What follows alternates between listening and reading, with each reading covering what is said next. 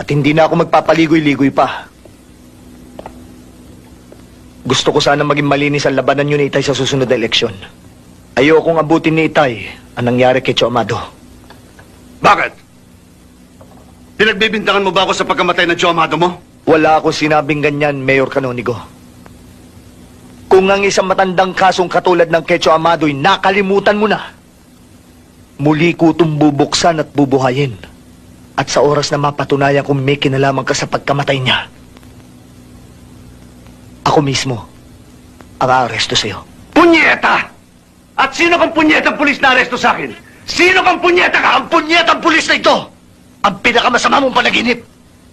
At kung meron kang binabalak na masama para sa aking Itay, huwag mo nang ituloy. Dahil kapag may nangyari sa kanya, tandaan mo to, Mayor Canonigo.